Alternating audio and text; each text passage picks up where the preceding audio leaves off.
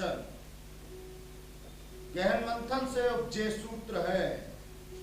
सूत्र जो बने बनाए सामाजिक फॉर्मेट को तोड़ देते हैं। वैसे भी जो बिखर जाते हैं उनकी जरूरत नहीं। हालांकि इसका उल्टा सत्य नहीं कि जो बिखर गया उसकी जरूरत नहीं या नहीं रहेगी। चिंता मत कीजिए आप लोग, ये कोई दर्शन की क्लास नहीं है, नाटक ही है। वही जितने पैसे आप लोगों ने दिए हैं उतना मैं आपके जाने से पहले हंसकर, नाचकर, गाकर, रोकर वसूल कर दूंगा। मैं तो बस मानव मन की एक सतत क्रिया का आभास आपको करा रहा था। अपने सारे जीवन में मैं जिस एक चीज से बचने का प्रयास करता रहा वो थी दोहरे मापदंडों से। एक बार कोई सामान्य सिद्धांत अपनाया तो दृढ़ता से उसका पालन किया, कष्ट भी सहे। मगर एक बार ज्वार की तरह चढ़ आया तो मुहापन और उससे खुद को बचा नहीं सका। और ये सब इतनी सामान्य स्थितियों में घटित हुआ कि कुछ समझ ही नहीं आया। कुछ समझ ही नहीं आया कि कैसे प्रकाश जाधव एक ऑर्थोडॉक्स हो गया। सबसे ज्यादा लापरवाह हम तब होते हैं जब होना चाहिए सबसे अधिक चौकन्ना और जंग का अहम मोर्चा हार जाते हैं। प्रकाश जाधव ऑर्थोडॉक्स मैन, पितृ सत्तात्मकता का मारा परंपरावादी घटिया आदमी। छी!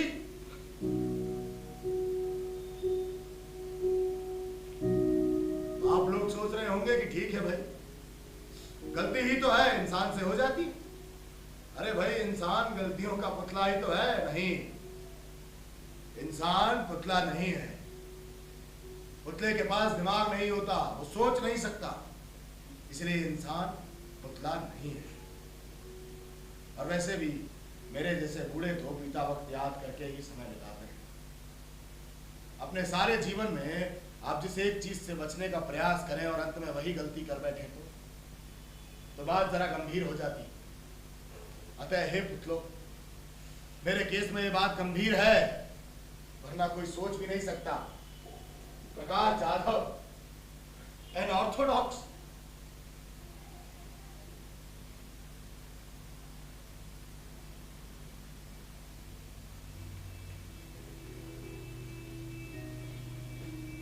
प्रकाश एक बदतमीज बच्चा जो मुझे बेहद पसंद था। पिताजी का ट्रांसफर भोपाल से जबलपुर हो गया। राजधानी का दबाव कम होने के साथ साथ साहबी भी आ गई थी चरम पर, जहां वो सुबह 9:30 बजे जूते पहनते हुए चिल्लाते थे, करुणा, करुणा, मेरी मम्मी, करुणा 2 बजे जफर के हाथ में टिफिन भेज देना, मुझे देर हो रही है, मैं जा रहा हूं। जफर को बताते तक नहीं थे कि 2 बजे टिफिन लाना है, लेकिन जफर मियां को ठीक 1 बजे न जाने कहां से इल्हाम हो जाता था और वो ठीक समय पर टिफिन लेने पहुंच जाते थे। और करुणा मैडम भी टिफिन को पहले एक पन्नी में, फिर बैग में, फिर कपड़े में लपेट कर जफर को देती थी। लो जफर, क्योंकि टिफिन ले जाने वाले का नाम जफर है। कभी कभी तो मैं समझ ही नहीं पाता था कि ये कपड़ा, ये पन्नी, ये बैग, ये ढंग के कुचालक है या सुचालक है। स्कूल में पूछो तो फिर वही जुमला, बदतमीज प्रकाश। पिताजी छोटे शहर में आने के बाद अपने फुल रोल में आ गए थे। अब पिताजी के ऑफिस में चपरासी का नाम भी रामदीन था, ना कि जफर। हाँ, और पिताजी ऑफिस जाने की जल्दी नहीं करते थे, बल्कि कभी कभी ऑफिस जाया करते थे। ज्यादातर तो ऑफिस ही मिठाई के डिब्बे लेकर घर आ जाता था। एक दिन शाम को मिठाई के डिब्बे समेटती करुणा मैडम से मैंने पूछ लिया, आई वो जो तू पिताजी को टिफिन देते वक्त कपड़ा, पन्नी, वो बैग वो इस्तेमाल करती थी, अब उसका क्या करेगी? क्योंकि अव्वल तो पिताजी को टिफिन की जरूरत नहीं, और दूसरा टिफिन ले जाने वाला जफर नहीं, तुम्हारे राम का रामदीन है। आरी भी डिब्बे उठाते हुए कह देती, खूब बदतमीज साला। बदतमीज? तो बदतमीज प्रकाश सुबह 10 बजे स्कूल के लिए निकलते थे और दालान से गुजरते वक्त अखबार के पीछे से पिताजी की एक परंपरावादी ध्वनि गूंजित होती थी, जल्दी जाया करो, बगल में स्कूल है, फिर भी 10 बजे निकलते हो। अरे तेरी उम्र का था तब 8 किलोमीटर पैदल चलकर स्कूल जाता था मैं। ये सुनकर मेरा सीना गर्व से फूल जाता था कि वाह, मैं कितने महान आदमी का बेटा हूं जो 8 किलोमीटर पैदल चलकर स्कूल जाता था।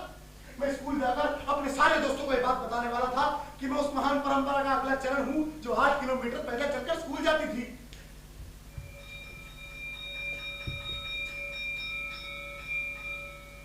उस दिन जब मैं स्कूल से घर पहुंचा तो मेरा सीना गर्व से नहीं फूला। मैंने देखा पिताजी आराम कुर्सी पर बैठकर चाय पी रहे हैं और बगल में 2 मिठाई के डिब्बे शोभा पा रहे हैं। मैं समझ गया कि आज का ऑफिस तो घर आकर काम कर कर जा चुका है। मैं पिताजी के पास गया। पिताजी वो स्कूल में मेरे जितने दोस्त हैं ना, उन सबके पिताजी सुबह 8 किलोमीटर पैदल चलकर स्कूल जाते थे। सबके रास्ते में एक नदी आती थी और सिर पर किताब रखकर ले जाते थे सब। और सबसे बड़ी बात तो इनकी कक्षा में सब अव्वल आते थे। बदतमीज! माफ कीजिए पिताजी, आपकी और मेरी उम्र में 20 साल का फासला है। आप ये प्रश्न दादाजी से करते होंगे तो उनके पास इन प्रश्नों के उत्तर होते होंगे। आज हालात उल्टे हैं, प्रश्न मेरे हैं, उत्तर आपके, पर आपके पास उन प्रश्नों के उत्तर हैं जो प्रश्न मेरे हैं ही नहीं। पिताजी भी आराम कुर्सी पर माथा पकड़कर बैठ जाते। पता नहीं क्या होगा इसका, बिगड़ैल कहीं का। और उस दिन बदतमीज प्रकाश को एक नया नाम मिला, बिगड़ैल प्रकाश। तो अब कुल 3 लोग थे, करुणा मैडम, पिताजी और पीठ के पीछे रामदीव, जो कहते थे लोना न जादव जी का बिगड़ता जा रहा, सुनता ही ना आपकी। इस घटना के बाद पिताजी और करुणा मैडम से मेरी बातचीत जरा कम हो गई और मैं खुद को बेहतर नहीं मगर सच्चा साबित करने के लिए ज्यादातर समय स्कूल में बिताने लगा। स्कूल, मुझे एक मिशनरी के स्कूल में जाना था, पर पिताजी के काबिल डॉक्टर दोस्त के कहने पर मुझे महाराष्ट्र स्कूल में शरण लेनी पड़ी। अब इस स्कूल में शरण लेने के मेरे 3 मुख्य कारण थे। पहला कारण तो ये स्कूल मेरे घर से दूर नहीं था, तो मुझे 8 किलोमीटर पैदल चलकर जाने का सौभाग्य प्राप्त नहीं हुआ। दूसरा कारण, मेरा नाम प्रकाश जाधव है, प्रकाश जॉर्ज नहीं। और तीसरा कारण, पिताजी के काबिल डॉक्टर दोस्त स्कूल के हर छोटे बड़े फंक्शन में आते थे और ओजस्वी भाषण देते थे। भाई हमारी संस्कृति खतरे में है, हमें अपनी संस्कृति को बचाना है। अरे हम लोग संस्कृति खाते हैं, संस्कृति पीते हैं, संस्कृति के साथ नहाते हैं, संस्कृति के साथ सो जाते हैं और सुबह उठकर फिर से संस्कृति। इलेक्शन के टिकट के चक्कर में थे ये, पर मिली नहीं। करुणा मैडम और पिताजी को इस भाषण की चर्चा मुझसे समय समय पर अपेक्षित थी। मेरे स्कूल में ज्यादातर बच्चे मराठी थे। इसका भी कोई खास कारण नहीं था कि स्कूल का नाम था महाराष्ट्र स्कूल। फिर भी मिलने वाले हर गधे का पहला सवाल यही होता था, ए प्रकाश, तुझे मराठी का है? और मैं कहता था नहीं भाई, मैं हिंदुस्तानी हूँ। और मेरा स्कूल था भी ठेठ हिंदुस्तानी, मतलब घंटी बजते ही लाइन में लगना, आगे वाले को धक्का मारना, पीछे वाले से धक्का खाना, बताई गई दुकान से जाकर यूनिफॉर्म और किताबें खरीद कर आना, भैया वो वाली निकाल देना, नहीं खरीदे जाने पर मुर्गा बनाए जाना, मुर्गे बनाए बच्चे को फिर से लात मार कर गिराना और घंटी बजते ही फिर से लाइन में लग जाना। सब कुछ ठेठ हिंदुस्तानी, सिवाय एक मास्टर को छोड़कर जिन्हें छत्रपति शिवाजी महाराज की जीवनी आती थी। अब उनके हर प्रश्न पत्र में कोई सवाल हो ना हो, एक सवाल जरूर होता था, सभी बच्चे 200 शब्दों में शिवाजी पर निबंध लिखें। अब इस निबंध में आप शिवाजी का मातृ प्रेम शौर्य गाथा लिखे न लिखे, अंत में एक लाइन जरूरी थी। तो ऐसा था शिवाजी का जीवन। मैं पास, 10 में से 10 नंबर, वाह। तो ऐसा था शिवाजी, मेरा स्कूल का जीवन। मैं उसी वक्त समझ गया था कि महाराष्ट्र प्रांत से बाकी प्रांत के लोग एक दिन मार मार कर भगाए जाएंगे। स्कूल में मेरा एक दोस्त था, दिवाली से 1 सप्ताह पहले क्लास में बम फोड़ने का शौक रखता था। साला क्लास का मॉनिटर था और पटाखे मेरे बैग में छुपाता था। एक दिन धमाके के बाद मार साहब को खबर लगी, मैं जानता हूं इसी कक्षा के किसी बच्चे ने पटाखा फोड़ा है, हाथ सुनाओ।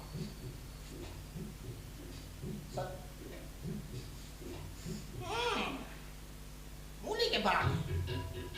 अरे हाथ तो धो के आओ भाई।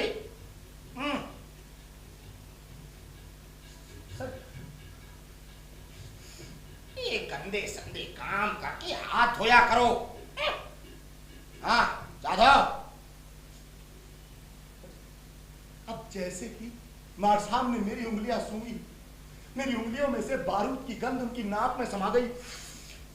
बस फिर क्या था, मेरे पिताजी को बुलाया गया स्कूल में। भाई देखिए जादव साहब, आपके ट्रस्ट पर कितने भी उपकार होंगे मगर हम इस बदतमीज लड़के को कक्षा में नहीं पढ़ा सकते।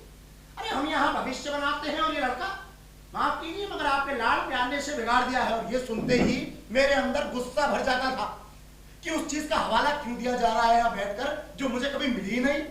और मैं उनसे कहता था सर सॉरी, पर मुझे इनके लाड़ प्यार ने नहीं बिगाड़ा क्योंकि वो मुझे कभी मिला ही नहीं। तो फिर कैसे बिगड़ गए तुम Prakash? Sir sir sir sir sir कान छोड़ो सर। सर वो शिवाजी की शौर्य गाथा लिखते लिखते अंदर इतना शौर्य भर गया कि कहीं तो फटना था, टॉयलेट में जाके फोड़ दिया। सर उस दिवाली करुणा मैडम ने भी फैसला कर लिया था कि इस साल तो दिवाली का पूजन इसी नालायक से करवाऊंगी और मैं भी नहा धोकर तैयार होकर बैठ गया। करुणा मैडम आई, बेटा ये लक्ष्मी जी है, समझाना, धन की देवी, इनकी दिवाली के दिन पूजा करते हैं, ये कमल पर विराजमान होती है। अब अपनी आदत से मजबूर प्रकाश ज्यादा सवाल कर बैठा। आई, अगर ये धन की देवी है तो इसे तो पिताजी की फाइलों पर या मिठाई के डिब्बों पर विराजमान होना चाहिए और इसकी तस्वीर तो हमारे घर में काले रंग की होनी चाहिए। इस बार मैंने कुछ ज्यादा बड़ी गलती कर दी थी। पिताजी ने कंधे से पकड़ा और घर से बाहर निकाल दिया। निकल! और करुणा मैडम से भी कह दिया, अगर तूने इसे अंदर लिया तो तुझे भी बाहर निकाल दूंगा। दिवाली के दिन लक्ष्मी जी का मजाक उड़ाता है, एक रात बाहर रहेगा कल ठिकाने आ जाएगी इसकी। मैं थोड़ी देर बाहर खड़ा रहा, फिर करुणा मैडम को देखकर रो पड़ा। आई आई, दरवाजा खोलना। आई आई आई, अब नहीं करूंगा, अब नहीं पूछूंगा मैं। आई, मेरे पटाखे की रैली अंदर है। आई आई, दरवाजा खोलना। दरवाजा नहीं खुला, चुपचाप एक पत्थर पर जाकर बैठ गया। सारे बच्चे दिवाली मना रहे थे, पटाखे फोड़ रहे थे, वो चुपचाप अकेला बैठा था। आधी रात को करुणा मैडम ने रामदीन के हाथों एक पैकेट भिजवाया, उसमें होंगी मिठाइयां, पटाखे, लेकिन मैंने भी कसम खाई नहीं हाथ लगाऊंगा पैकेट को, नहीं हाथ लगाऊंगा।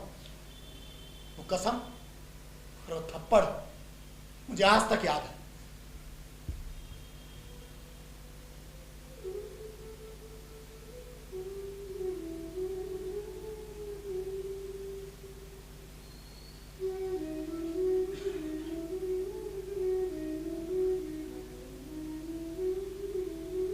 स्कूल में शांत प्रकाश और शांत हो गया। कॉलेज में भी अक्सर शांति रहता था। एक दिन कॉलेज की कैंटीन में गर्मा गर्म समोसा खा रहा था। मैं अपने समोसे में आराम से लिप्त था कि अचानक से एक भव्य रंग की आवाज सुनाई दी। जहां एक लड़का जोर जोर से भाषण दे रहा था, हमारी संस्कृति खतरे में है, हमें अपनी संस्कृति को बचाना है। अरे ये पश्चिमी सभ्यता इंद्रिक है, सेंसुअस है, सेंसेट है। उनके विचारक कायनबी ने कहा है कि ये सभ्यता इंद्रिय सुखों के लिए बनी है। हमारी आंखों में देखिए, हम विनम्र हैं, हमें अपनी संस्कृति की रक्षा करनी है। समोसा छोड़कर इन सज्जन के बगल में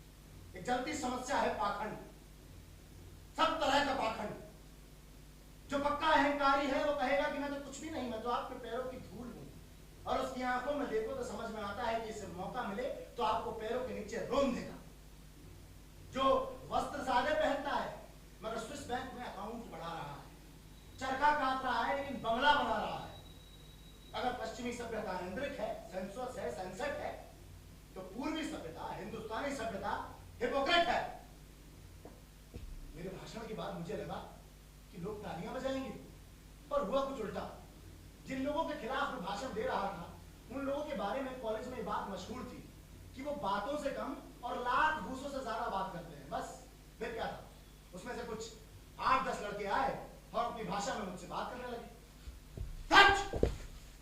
मारो सालो, हिपोक्रेट, मुझे पीटने से सही नहीं हो जाएगा तू।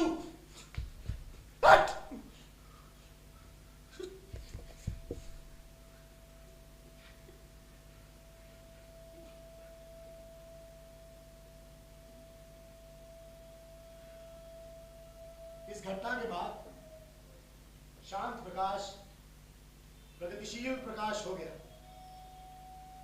करुणा मैडम भी कहने लगी थी, देख रहा है राम जी, ये वही प्रकाश है जो काली लक्ष्मी और मिठाई के डिब्बों की बातें करता था। पता नहीं क्या हो गया है इसे, बस मुंह बाएं आसमान की ओर देखता रहता है। लोग कहते हैं ये प्रगतिशील हो गया है, पता नहीं क्या होगा इसका। सच, करुणा मैडम नहीं जानती थी मेरा क्या होगा,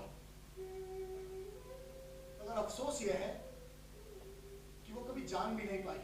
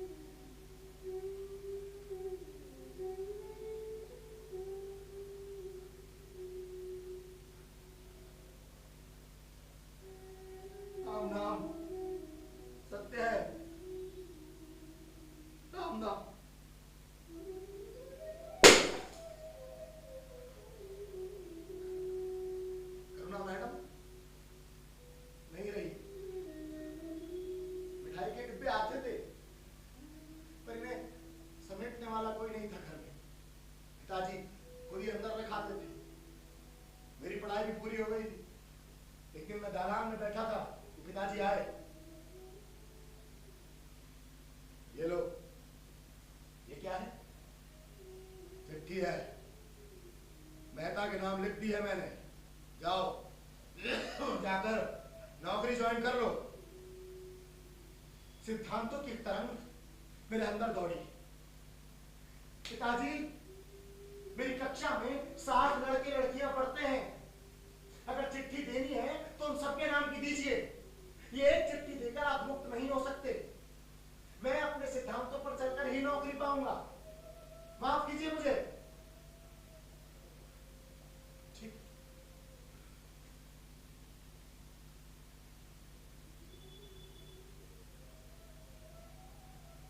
पिताजी ने चिट्ठी फाड़कर डस्टबिन में डाल दी और उस दिन से पिताजी और डस्टबिन दोनों ने घर में एक एक कोना पकड़ लिया। खैर, नौकरी मुझे मिल गई।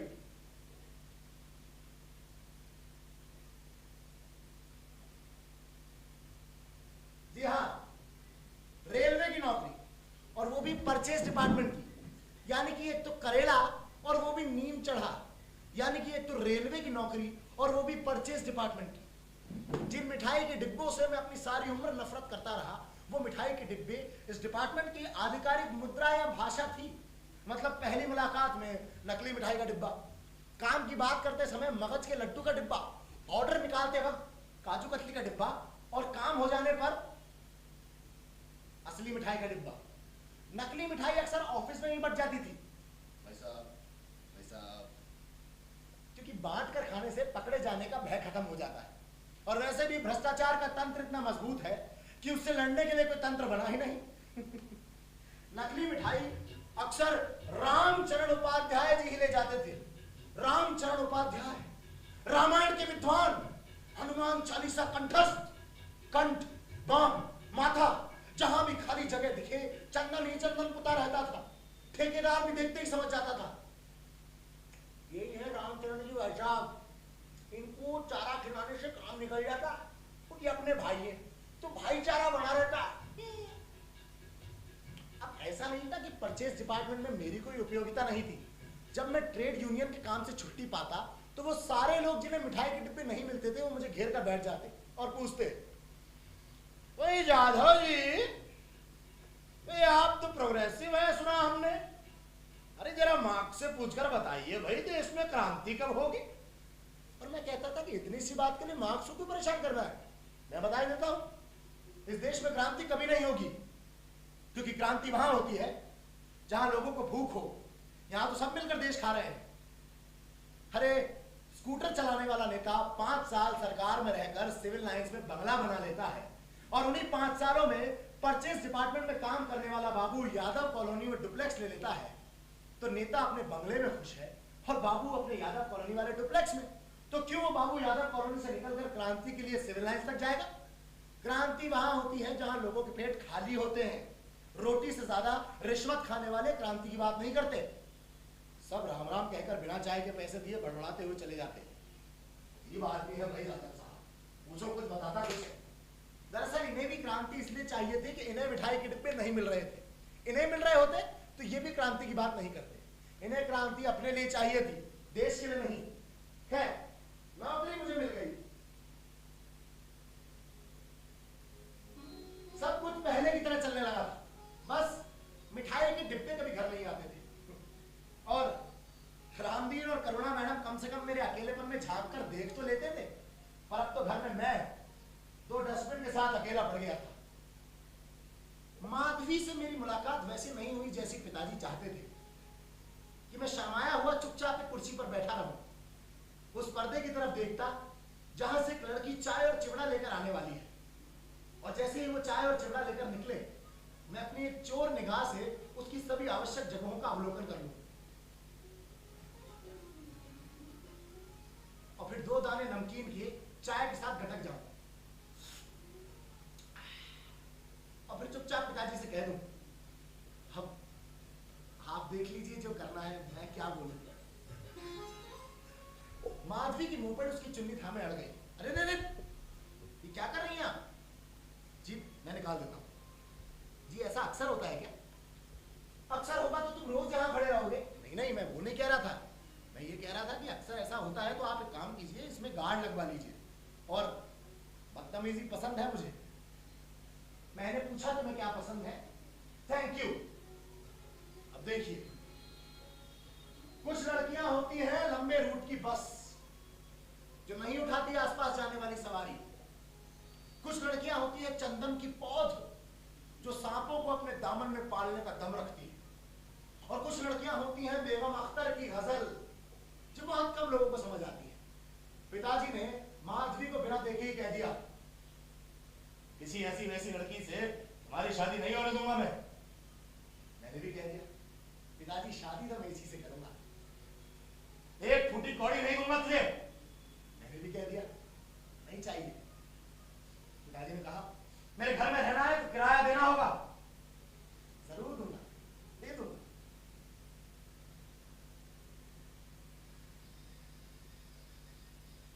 जानना कि प्रेम सदाशिव है। जब तुम मुझे देखो और फूलों में गंध भर जाए, जब तुम मुझे जानो और बैराज शाम निनादित हो जाए, जानना कि प्रेम सदाशिव है। जब तुम मुझे छुओ और ये देह अनायास दीपित हो जाए, तब जानना कि प्रेम सदाशिव है। जब सृष्टि की पूर्णता हम में ही समाहित हो, तब जानना कि प्रेम सदाशिव है। माधवी, माधवी, माधवी, माधवी, माधवी, माधवी। अरे मैंने कितनी बार कहा है कि टूथपेस्ट को आगे से दबाकर मत निकाला करो। हे भगवान, हद हो गई। माधवी, अलग अलग रंग के जुराब हो तो गांठ बांध कर रखा करो, ढूंढने में तकलीफ नहीं होती। और मैंने 1000 बार समझाया है माधवी कि सब्जी को दाहिने और रोटी को बाएं हाथ में रखकर खाने से तकलीफ नहीं होती। और खाते वक्त हमेशा मुझे ये पढ़ने वाला चश्मा दिया करो। अरे भाई, भोजन एक संपूर्ण प्रक्रिया है, इसमें दृश्य, सुगंध, स्पर्श तीनों महत्वपूर्ण है। अब खाते वक्त अगर चावल रुई का ढेला लगा तो कैसा भोजन? प्रेम का झरना अब वास्तविकता की शिला पर गिर रहा था, परंतु इससे मेरा प्रेम कम नहीं हो रहा था, बजाय बढ़ रहा था। बस तेरी माधवी को शांत हो गई, शांत माधवी, मौन माधवी। लेकिन जब माधवी का मौन टूटा तो मैं चहक उठा और मैंने साफ साफ कह दिया, माधवी मुझे लड़की ही चाहिए, मेल फीमेल रेशो कम हो रहा है, और हाँ इसके बाद फुल स्टॉप, जनसंख्या 140 करोड़ की हो गई है। माधवी ने मुझे मेरे जीवन का सबसे अमूल्य उपहार दिया था।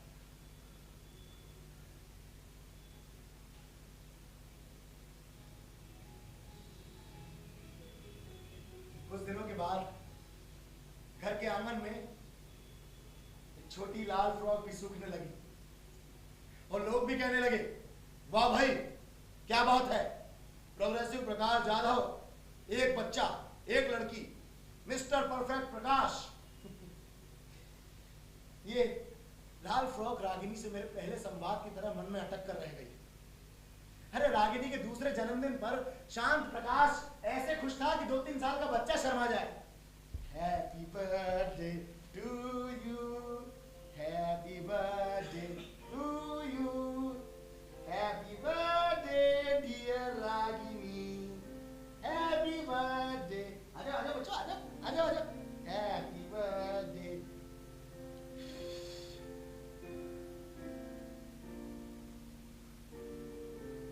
तुम सोचते रह जाओगे और वो निकल जाएगी तुम्हारी सोच को पछाड़ती सितारों के परे। तुम देखते रह जाओगे और वो तुम्हारी आंखों को लताड़ती नाप ले जाएगी क्षितिज की भी दूरियां। तुम जांचते रह जाओगे और वो तुम्हारी सभी परीक्षाओं को मुंह चढ़ाती सिद्ध कर देगी अपनी सर्वश्रेष्ठता। तुम संभालते रह जाओगे, वो तुम्हारे साथ साथ उठा लेगी दायित्व पराए घर का भी। बेटियां अगर तार की तरह बढ़ती हैं तो छतनार की तरह फैलती भी है।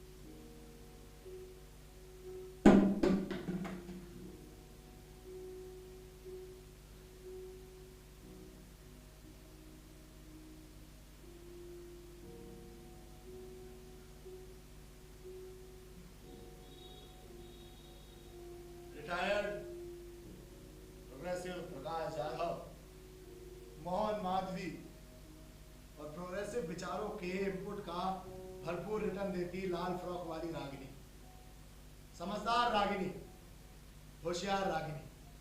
मैंने रागिनी को कभी MBA नुमा शिक्षा नहीं दी, क्योंकि मैं जानता हूं शिक्षा के 3 ही सोपान हैं, मंच, मैदान और कक्षा, और रागिनी तो तीनों में अव्वल है।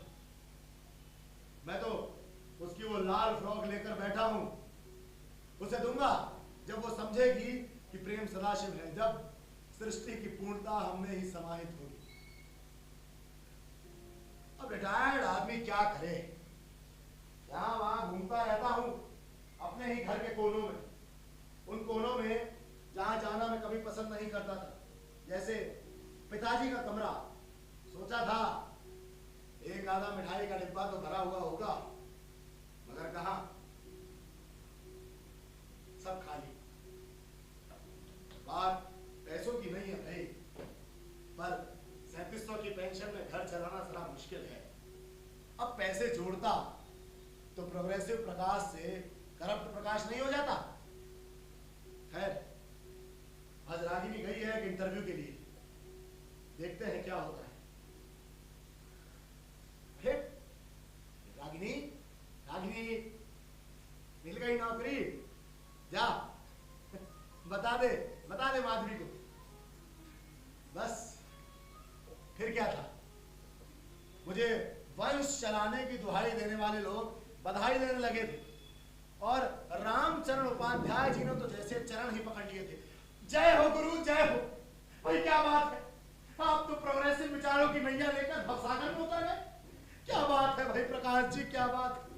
अरे दो दो लड़के हैं मेरे, सोचा था 3700 की पेंशन को तो हाथ तक नहीं लगाना पड़ेगा, और सोचे काम होते हैं क्या। अरे एक लड़का है जिसको तो दारू की भट्टी में ढूंढते रहते, और दूसरा है जिसके चक्कर में कोर्ट कचहरी करते रहते। अरे सोचा था आराम से बैठ के चाय पीऊंगा, बुढ़ापे में रामायण बांचूंगा, बीवी चाय पिलाएगी। सोचे हुए काम नहीं होते जादव साहब। अरे रामायण रखिए घर पे, जिसको तो दीमक खा गई। ये मेरा शरीर था जिसको डायबिटीज खा गई, अब मेरा दिमाग है जो मेरी लुगाई खाती रहती है। तो ये आपको देखो, प्रोग्रेसिव प्रकाश जी का प्रोग्रेसिव बुढ़ापा। अरे भरपूर रिटर्न दे रही है ना बिटिया प्रोग्रेसिव विचारों के इनपुट का। अब ये सुनकर मेरा सीना गर्व से नहीं फूलेगा तो क्या होगा भाई। आखिर मैंने भी कभी अपने सिद्धांतों से समझौता नहीं किया था।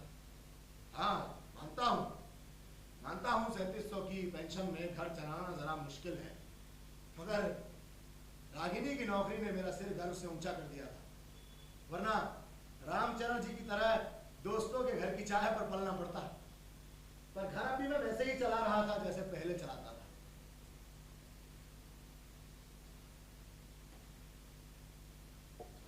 बिजली, पानी, वाला, किराना, टोटल 8500। ये तो मेरी 3 महीने की पेंशन मिलाकर भी नहीं हो गई। अरे रागिनी आओ। अरे बेटा पैर पैर क्यों पड़ रही। अरे रागिनी, अरे वाह पहली तनख्वाह। अरे अरे तो इसे अपने पास रखती ना रागिनी।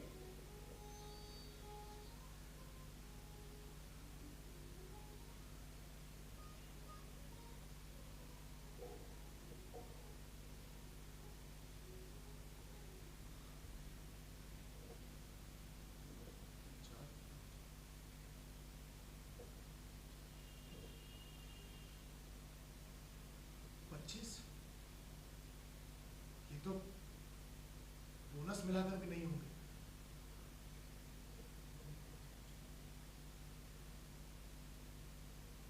क्यों मियां, बड़ा उड़ रहे थे थोड़ी देर पहले, अब उड़िए। तो अभी भी इतने हैं कि इन्हें रखने के लिए अलमारी ठीक रहेगी। हाँ करुणा मैडम, तुम्हारी याद आ रही है। तुम होती तो क्या करती, क्या करती।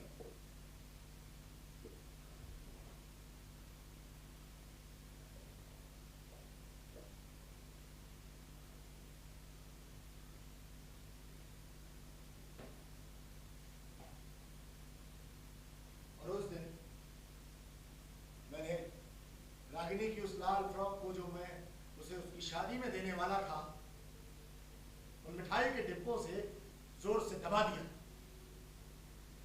इतना प्रसन्नचित्त और आत्मविश्वास से भर गया था कि जान पाया चैन की नींद किसे कहते हैं। मगर इतना भी नींद में नहीं था कि मौन माधवी का आकर मुझे चादर उड़ाना याद ना हो। कब से कह रहे थे कुर्ता लूंगा कुर्ता लूंगा, अब ले लेना कुर्ता लाल रंग का। लाल ही रंग क्यों, लाल रंग क्यों। मैं जानता हूं तुमने अपने मौन के अंतिम स्तर में छुपा रखे हैं व्यंग में डूबे जहरीले तीर मुझे छेदने के लिए। लाल ही रंग क्यों। हाँ मुझे आई नींद, आत्मविश्वास से भरी नींद, जैसी नींद पिताजी को आती थी। मिठाई के डिब्बों के आत्मविश्वास से भरी नींद। पर अब तो हक है मेरा भी। अस्तित्व की सार्थकता से जूझ रही है मेरी पीड़ा, जो हर उदास चेहरे के पीछे एक उपलब्धि खोजती भटक रही है। मेरी विवश चेतना इस जग में बसने को घर मांग रही है। तेरी इच्छा कोई नया वातावरण बनाने को तत्पर है। आ जाओ, आ जाओ सब लोग, सिमट जाओ। बाहर के वातावरण में बहुत घुटन है।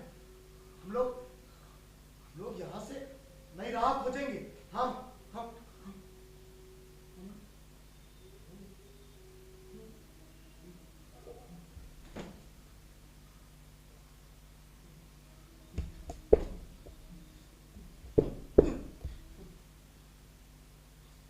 नहीं डरता मैं तुझसे, नहीं डरता। ठहरो,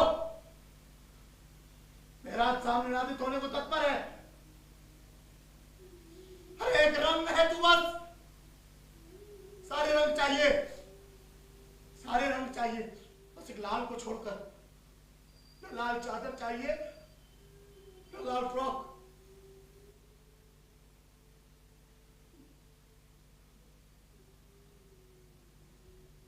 रात उसे कुचल कर सो गया मैं, पर मेरा डर बढ़ गया था। लाल चादर से अलमारी में रखी मुंह चिढ़ाती लाल फ्रॉक से सुबह के 4 बजे मुर्गे की बांग ने समझाइश दी कि 2-3 घंटे सो लो। उसकी बांग मेरे कानों में गूंज रही है और उसका चेहरा मेरी आंखों में।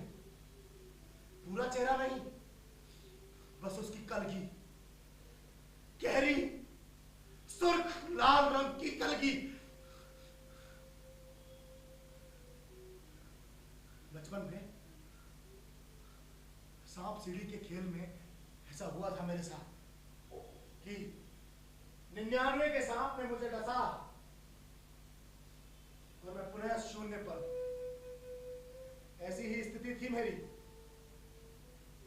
99 के सांप के जहर से नीला हो रहा था मैं। एक नशा था तो मेरी प्रोग्रेसिव कथा जाधव की आंखों को बंद कर रहा था। अपने डर से घबराया हुआ मैं कुछ भी करने को तैयार था। रागिनी ने भी कभी सोचा नहीं होगा कि मैं ऐसा कुछ करूंगा। मैंने रागिनी का फोन चेक किया।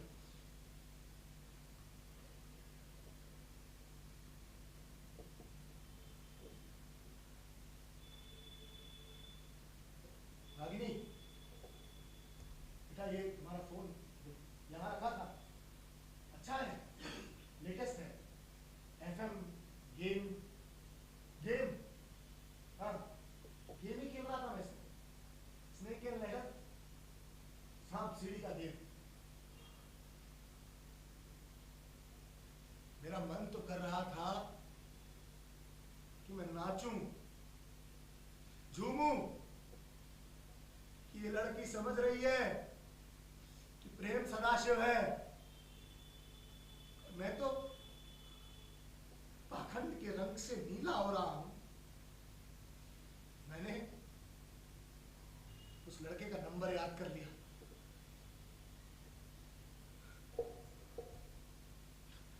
हेलो हेलो, तुम जैसे लड़कों को अच्छी तरह जानता हूं मैं। रागिनी की नौकरी पर नजर है ना तुम्हारी?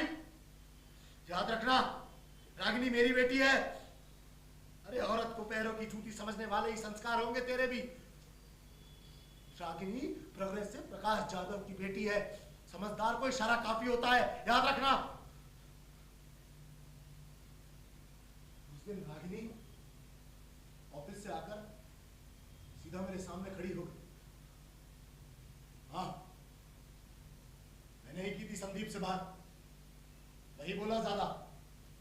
अरे बड़ा ही बदतमीज किस्म का है, तुम्हें जागीर बना लेगा अपनी। बहुत ऑर्थोडॉक्स किस्म का लगा मुझे तो। और रागिनी ने मुझे रोककर बस इतना कहा कि ऑर्थो? कौन ऑर्थो है पिताजी?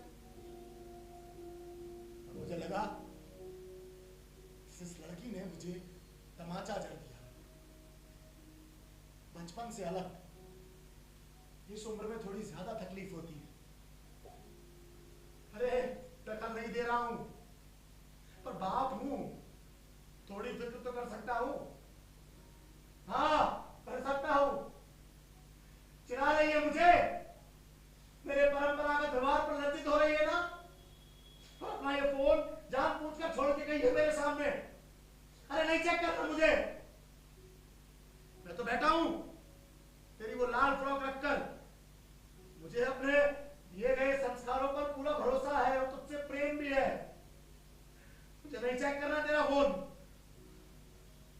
करना मुझे।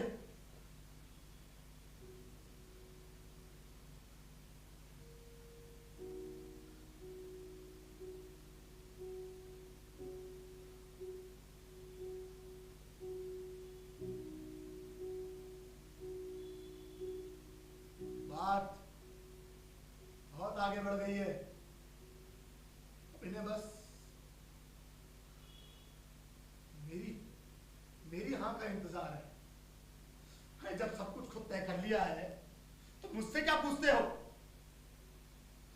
उस दिन रागिनी अपनी तनख्वाह रखकर फोन उठाकर चली गई, पर प्रोग्रेसिव प्रकाश जाधव की लालिमा उतर रही थी। मैंने उस लड़के को दोबारा कॉल किया।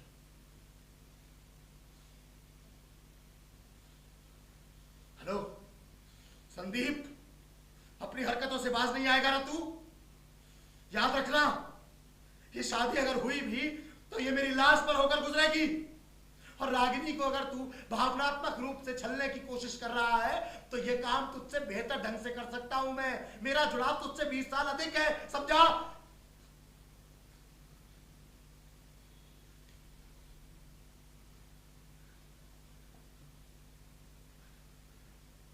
हेलो रागिनी, बेटा मैंने बात की संदीप से। बेटा किसी की सुनता ही नहीं है, अपनी अपनी बोलता रहता है। बेटा मेरा तजुर्बा तुमसे 20 साल अधिक है। रागिनी, ये लड़का ठीक नहीं है, और अगर पापा कह रहे हैं तो there has to be a solid reason ना बेटा। रागिनी, पापा लव्स यू रागिनी, सोचो, वरना तुम तो अपने बाप का घर छोड़ने का फैसला कर चुकी हो बेटा।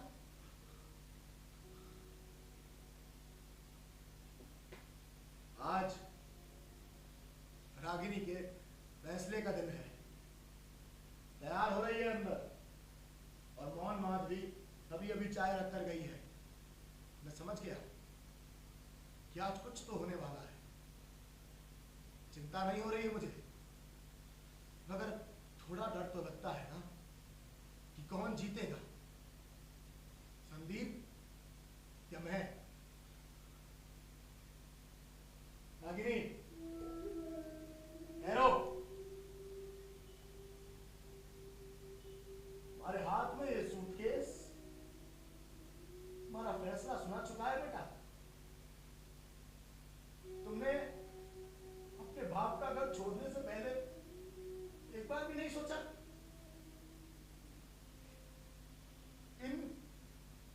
इन हाथों का स्पर्श बिल्कुल याद नहीं तुम्हें?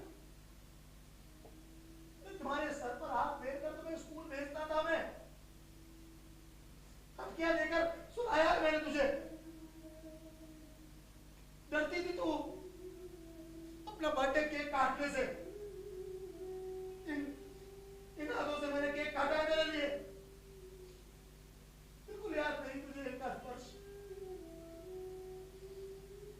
एक बार इनका स्पर्श महसूस कर ले, चली जाना। और मैंने आगे बढ़कर रागिनी का हाथ पकड़ लिया। थोड़ी देर बाद एक हल्की थिरकन से मुझे महसूस हुआ कि वो अपना हाथ छुड़ाना चाहती है। मैं भी किसी परंपरावादी बाप की तरह अपनी पकड़ बढ़ा चुका था। नहीं जीत सकता संदीप तू। मेरे सामने माधवी खड़ी थी, और उसके चेहरे की लाल बिंदी से मुझे डर लग रहा था। और उस दिन मोहन माधवी बोल पड़ी, हाथ छोड़ो प्रकाश।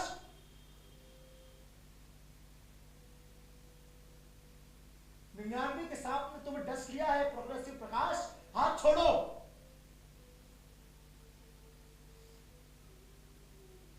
3700 की पेंशन में भी घर चलता है प्रकाश जाधव। अपने बाप की तरह मिठाइयों के डिब्बों के बोझ के नीचे दबे लालची और ऑर्थोडॉक्स प्रकाश हो तुम प्रकाश जाधव, और यही है तुम्हारे जीवन की सबसे बड़ी बदतमीज प्रकाश। हाथ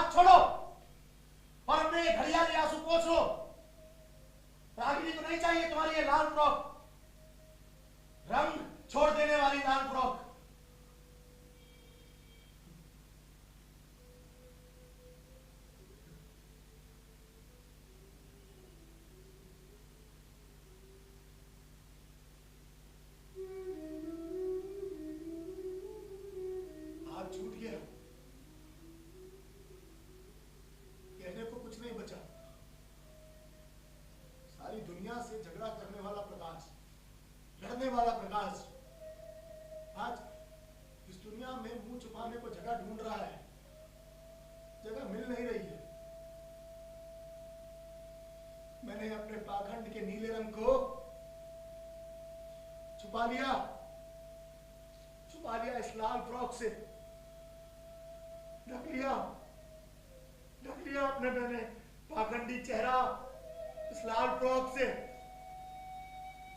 प्रकाश यादव, बदतमीज प्रकाश, बिखैर प्रकाश, प्रोग्रेसिव प्रकाश, प्रगतिशील प्रकाश, ऑर्थोडॉक्स प्रकाश, पाखंडी प्रकाश, पाखंडी प्रकाश।